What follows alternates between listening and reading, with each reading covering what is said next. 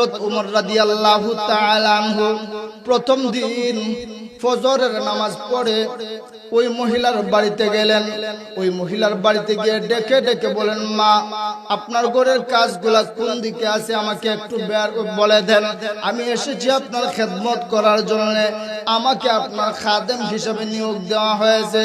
এমনি সময় ওই মহিলা ঘরের ভিতর থেকে ডাক দিয়া বলেন, ও যুবক, তুমি কে? আমি চিনি না, জানি না, আমার চোখেও দেখি না রে যুবক। শুনো, তুমি আসার আগে আগে প্রায় 2 ঘন্টা আগে একটা যুবক এসে আমার খেদমত করে গেছে।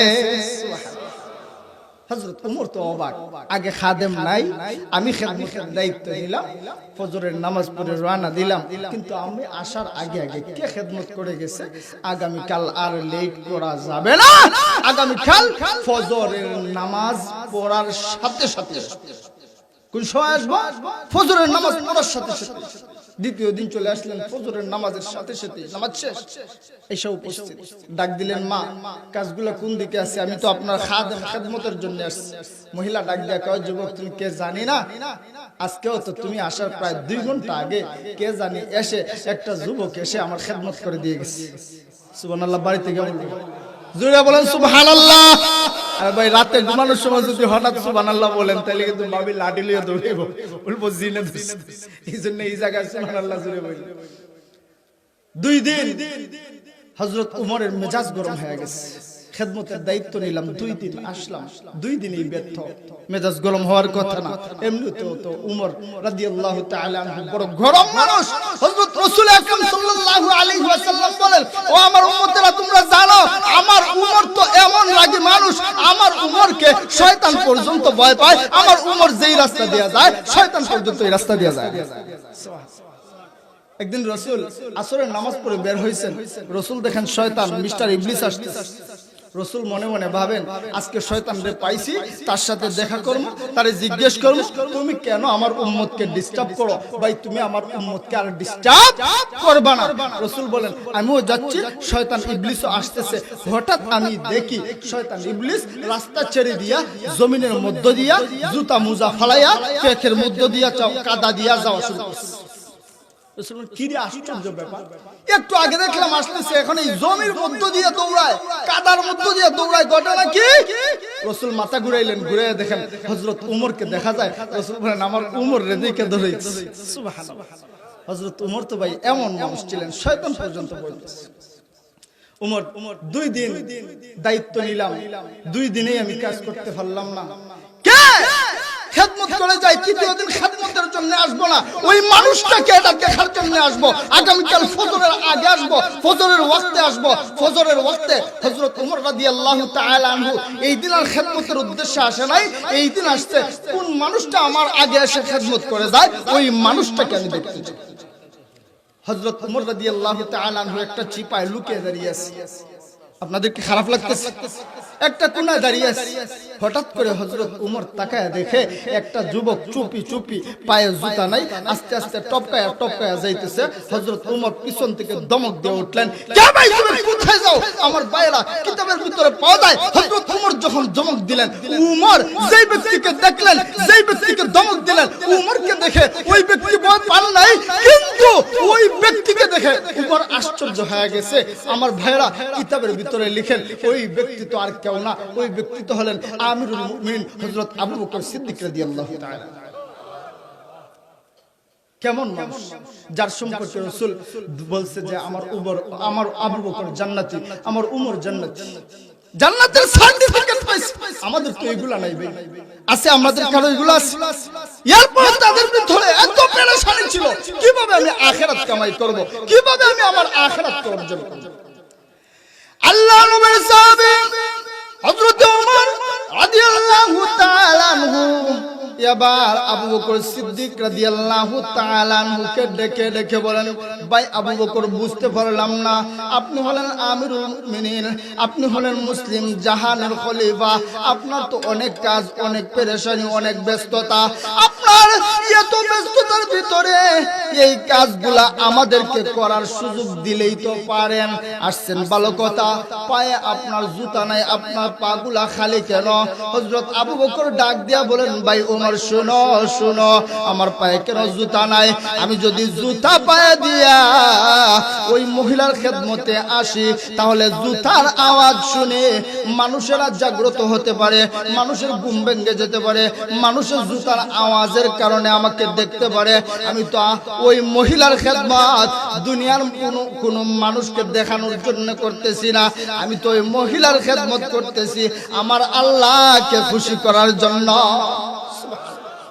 আমার খেদমত তো দুনিয়ার কোন মানুষকে দেখানো না, আমার খেদমতটা তো আমার আল্লাহকে খুশি করার জন্য। আর আপনার আমার অবস্থা তো হইল, যদি 10 দিন 15 দিন 1 মাস 2 মাস নামাজ পড়ে, 5 ওয়াক্ত নামাজ পড়ে অপেক্ষা করে, আমার কাছে ওহী কেন আসে না? আমার কাছে ওহী কেন আসে না? ভাই আমার মুসল্লি তো আছে, নামাজ পড়ছে, হালকা দাগ পড়ছে কপালে, আয়েশা দেখা, হুজুর দেখেন নামাজ পড়তে পড়তে আমার কপালে দাগ পড়ে গেছে। আছে না এরকম মুসল্লি? এরকম মুসল্লি আছে। এইজন্য আল্লাহ বলছেন, ফাওয়াইলুল লিল মুসাল্লিন। ও মানুষ, সবাই যে জান্নাতে যাবে নামাজ পড়ে তা না, নামাজ পড়ে কিছু মানুষ জাহান্নামেও যাবে। কোথায় যাবে? জাহান্নামে। আল্লাহ বলে ফাওয়াইলুল, ওয়াইল একটা জাহান্নামের নাম। আল্লাহ বলে ফাওয়াইলুল লিল মুসাল্লিন, ওই সমস্ত মুসল্লিদেরকে আমি জাহান্নামে নিক্ষেপ করব। কোথায়? নামাজ পড়ে না সে, নামাজ পড়ে। আমার ভাইরা, আমার বন্ধুরা, হযরত উমর রাদিয়াল্লাহু তাআলা আনহু দ্বিতীয় নাম্বার প্রশ্ন করেন, ভাই আবু বকর, আপনার এত ব্যস্ততার ভিতরে, এত কাজের ভিতরে এই কাজগুলা আমাদেরকে দিলেই পারেন, আপনি কেন এসেছেন? হযরত আবু বকর সিদ্দিক রাদিয়াল্লাহু তাআলা আনহু ডেকে ডেকে বলেন, ভাই ওমর, আমি কি আমার আখিরাত কামাই করব? জান্নাতের সার্টিফিকেট আগেই পাওয়া, এরপরেও বলে আমি কি আমার আখিরাত কামাই করব না। তাদের ভিতরে ভাই এত পেরেশানি ছিল, কিন্তু আমাদের ভিতরে তো এই পেরেশানি নাই। আল্লাহ বলছে মিনাজ যুলুমাতি ইলান নূর, বান্দা তুমি যদি ঈমান ওয়ালা হয়ে যাও, আল্লাহু ওয়ালিউল্লাযিনা আমানু, আমি তো বললাম আমি তো ঈমান ওয়ালাদের, আমি তো ঈমানদারদের কফিল হয়ে যাব, অভিভাবক হয়ে যাব। সুবহানাল্লাহ। মিনাজ যুলুমাতি ইলান নূর, আল্লাহ বলে অন্ধকার থেকে আলোর দিকে আমি আমার নিজ দায়িত্বে ফিরাইয়া নিয়ে আসব। সুবহানাল্লাহ। আমার ভাইরা, এই কোরআন আসছে হেদায়েতের জন্য। আল্লাহ বলে হুদাল লিন্নাস, এই কোরআনকে আমি আল্লাহ মানুষের হেদায়েতের জন্য নাজিল করছি। আজকে তো ভাই আমাদের অবস্থা এমন হয়ে গেছে, কে লম্বা টুপি পরলো, কে গুল টুপি পরলো, কে উবাইয়া ইয়ানবী পরলো, কে বৈশা ইয়ানবী পরলো, কে এই ঝামেলার ভিতরে আমরা সব জড়িয়ে গেছি। এই ঝামেলা, আর কোনো ঝামেলা নেই। ও ভাই, তাম দুনিয়ার দিকে লক্ষ্য করে দেখেন, ফিলিস্তিনের মুসলমান, কাশ্মীরের মুসলমান, মায়ানমারের মুসলমান, সিরিয়ার মুসলমান, যেই সমস্ত জায়গায় আজকে মুসলমানরা নির্যাতিত, এই মুসলমানদেরকে কেউ জিজ্ঞেস করে না তুমি আমিন জোরে বলো না আস্তে বলো, তুমি লম্বা টুপি পড়ো নাকি গুল টুপি পড়ো, তুমি ইয়া নবী সালামু আলাইকা বসে বলো নাকি দাঁড়িয়ে বলো, এইগুলো প্রশ্ন করে না। ওরা একটাই পরিচয় ছাড়াবার চায়, মানুষটা মুসলমান কিনা। আর যখন মুসলমান পরিচয় পায়, তখন ওরা উঠে পড়ে লেগে যায় এই মুসলমানদেরকে কিভাবে ধ্বংস করা যায়। জোরে করে ঠিক কিনা? আল্লাহ রাসূল বলেন আল কুফরু মিল্লাতু ওয়াহিদা। ও আমার উম্মতেরা, তোমরা সাবধান থাকো, সতর্ক থাকো। একটা সময় তো এমন আসবে তামাম পৃথিবীর কাফির মুশরিকেরা ঐক্যবদ্ধ হয়ে যাবে, কিভাবে এই জমিন থেকে মুসলমানকে উৎখাত করা যায়। ওই সময় যদি তোমরা একে অপরের সাথে কাঁধ মিলিয়ে আল মুসলিমু আখুল মুসলিম, ভাই ভাই হয়ে চলাফেরা করতে পারো, তাইলে আমি বললাম ওয়া কানা হাক্কান আলাইনা নাসরুল মুমিনিন। আমি আল্লাহ বললাম মুসলমান ওয়ালা, ঈমানওয়ালা মুসলমানদেরকে সাহায্য করা আমি আল্লাহর জন্য ওয়াজিব হয়ে যায়। আর আস্তে কোন সুবহানাল্লাহ। আপনারা যে আস্তে আস্তে সুবহানাল্লাহ বলেন, আমার তো মনে হয় ভয় নিয়ে বলতেছেন যে মহিলারা নিয়ে আবার জাড়া নিয়ে আসেন। আরে ভাই, এমন ভাবে সুবহানাল্লাহ আওয়াজ দিবেন যেন আকাশ বাতাস সুবহানাল্লাহর আওয়াজে আলোকিত হয়ে যায়। আমাদের ঈমান তো ভাই আজকে আমাদের ঈমানে আওয়াজ বন্ধ হয়ে গেছে, এই জন্য আমাদের এই অবস্থা। আল্লাহ বলছেন লা ইকরাহা ফিদ্দিন, দিন নিয়ে কোনো বাড়াবাড়ি চলবে না, বাড়াবাড়ি চলবে না। আজকে এই দ্বন্দ্ব আমাদের ভিতর থেকে দূর করেন, এই দ্বন্দ্বের দ্বারা সমাধান আসবে না। আপনার আমার একটা পরিচয় নেওয়া দরকার, আমি মুসলমান। আরে ভাই, রাসূল আকরাম সাল্লাল্লাহু আলাইহি ওয়াসাল্লামের আদর্শ তো এমন ছিল, কাফির মুশরিকরা রাসূলের কাছে আসছে, রাসূলকে আঘাত করতে আসছে, কিন্তু রাসূলের চরিত্রের টাচ পায়া তার জীবনটা পরিবর্তন হয়ে গেছে। জোরে বলেন সুবহানাল্লাহ। আপনাদেরকে বলি, দয়া করে আওয়াজ জোরে দিয়েন, নাইলে আমি আবার আলোচনা করতে মজা পাই না, স্বাদ পাই না, আমার সামনে যাইতে ইচ্ছেই হয় না। আর আওয়াজ জোরে হইলে আমার আলোচনা করতে ভালো লাগে। এই জন্য কিছু মনে না করে আওয়াজ জোরে দিতে রাজি আছেননি আমার ভাইয়েরা? রাসূল আকরাম সাল্লাল্লাহু আলাইহি ওয়াসাল্লাম হিজরত করে মদিনায় গেছেন, মনে আছে? মনে আছে? রাসূল আকরাম সাল্লাল্লাহু আলাইহি ওয়াসাল্লাম যখন হিজরত করে মদিনায় গেলেন, এবার এক ব্যক্তি, একটা যুবক, সুন্দর সুদর্শন যুবক রাসূল আকরাম সাল্লাল্লাহু আলাইহি ওয়াসাল্লামের কাছে আসছে। কিতাবের ভিতরে পাওয়া যায়, তাফসীরে তাবারির ভিতরে লিখেন, ওই যুবকটার চোখগুলা ছিল পীত বর্ণের। কি বর্ণের? পীত বর্ণের, ইহুদি যুবক। ওই যুবকটা রাসূলের কাছে আসছে রাসূলকে হত্যা করার জন্য। নাউজুবিল্লাহ বলবেন না? রাসূলকে হত্যা করার জন্য। আল্লাহর রাসূল সাল্লাল্লাহু আলাইহি ওয়াসাল্লামের কাছে যখন আসলেন, এসে সালাম দিলেন, রাসূল ঘুরেছিলেন, পিছন ফিরে ছিলেন। রাসূল যখন একটা মানুষের শব্দ পাইলেন, সোজা ঘুরে ওই মানুষটার সাথে মুসাফা করলেন। রাসূলের অভ্যাস ছিল, কেউ যদি আসতো, রাসূল যদি পিছন ঘুরেও থাকতেন, সাথে সাথে অটোমেটিক ওই লোকটার জন্য রাসূল ঘুরে যাইতেন। রাসূল ঘুরে গেলেন, মুসাফা করলেন, মুস্কি হাসি দিলেন, টুটটা লম্বা হয়ে বের হয়ে গেছে, গালে টুল পড়ে গেছে। রাসূলের টুট মুবারক দিয়া আল্লাহ জান্নাতি গ্রান বের করে দিছে। আরো জোরে সুবহানাল্লাহ। জান্নাতি গ্রান বের করে দিছে। রাসূল ভালোবাসা দিয়া যুবকটারে টান দিয়া বুকের সাথে নিয়ে নিছে। যখন বুকের সাথে নিয়ে নিছে, ইলম তো ভাই, কোরআন হাদিসের ইলম তো ভাই সিনা দর সিনা। আল্লাহ যখন জিবরাইলকে পাঠাইছিলেন, জিবরাইল যাও রাসূলের কাছে গিয়া কোরআনের আয়াত বলো, রাসূলের কাছে গিয়া ইকরা বলো, পড়ার জন্য বলো। রাসূল বলতে পারেন না, সিনা দর সিনা বুকের সাথে চেপে ধরছেন। রাসূল আকরাম সাল্লাল্লাহু আলাইহি ওয়াসাল্লাম কোরআনের তেলাওয়াত করছেন। এবার রাসূল যখন যুবকটারে টেনে বুকের মধ্যে নিলেন, তখন এই যুবকটার মনের অবস্থার পরিবর্তন করে দিলেন। আল্লাহ জুড়ে বলেন সুবহানাল্লাহ। ওই যুবক বাড়িতে চলে গেছে ঘুমানোর জন্য। ওই যুবক বিছানায় যায়, ওই যুবকের হাত দিয়া জান্নাতের গ্রান বের হয়।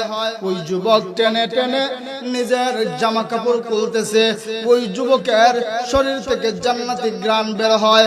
ওই চিন্তা চেতনা নিয়া এক পর্যায়ে যখন যুবকটা ঘুমিয়ে গেছে, এমনি সময় ওই যুবক লক্ষ্য করে দেখে আল্লাহর নবী রাহমাতুল লিল আলামিন নবীজি ওই যুবকের স্বপ্নে এসে মুস্কি মুস্কি হাসে। সুবহানাল্লাহ। আমার ভাইরা, আমার বন্ধুরা, ওই যুবক ঘুম থেকে উঠে নিজের মনের মধ্যে একটা পেরেশানি অবস্থা সৃষ্টি হয়ে গেছে। কি দেখলাম, কি চাইছিলাম, আর কি দেখলাম। আমার ভাইরা, আমার বন্ধুরা, দীর্ঘ এক মাস পর ওই যুবক আল্লাহ হাবিব রাহমাতুল লিল আলামিনের দরবারে উপস্থিত হয়ে বলে, আসসালামু আলাইকুম ইয়া রাসূলুল্লাহ, ইয়া হাবিবাল্লাহ, নবী গো, আমি কালিমা পড়ে মুসলমান হতে চাই। জোরে বলেন সুবহানাল্লাহ। আমার ভাইরা, আমার বন্ধুরা, আল্লাহর নবী বলেন, যুবক ভালো কথা, কালিমা পড়ে মুসলমান হয়ে যাও। যুবক ডাক দেয়া কয়, নবী গো, আমি কালিমা পড়ে মুসলমান হতে রাজি, কিন্তু আমার একটা শর্ত আছে।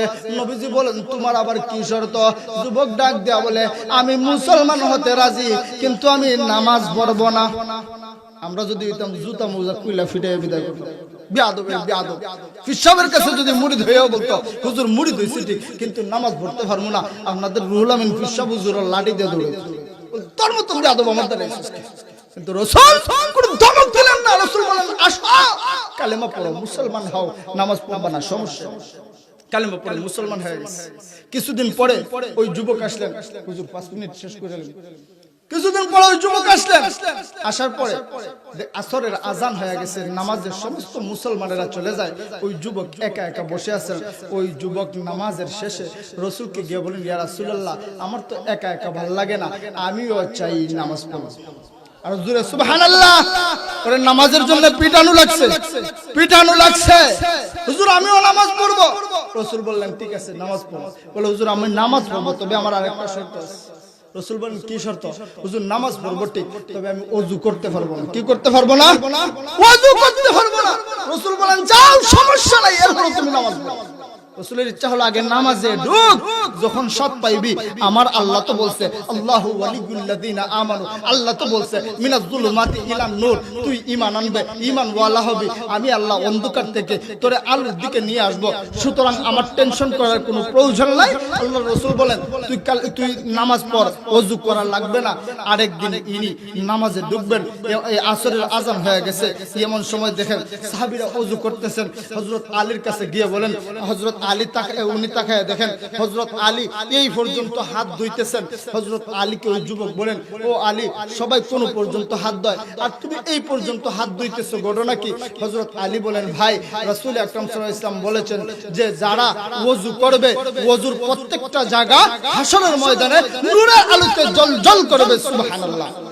আমি চাই আমার হাতটা অর্ধেক না, পুরা হাতটাই যেন জ্বলজ্বল করে। সুবহানাল্লাহ বলবেন। এবার ওই যুবক আল্লাহর রাসূলকে গিয়া বলে, ইয়া রাসূলুল্লাহ, ইয়া হাবিবাল্লাহ, ওগো নবীজি, আপনার আলী পুরো হাত ধুয়ে ওযু করে গো নবীজি। আমি জানতে চাইলাম আলী কেন পুরো হাত ধুয়ে ওযু করে?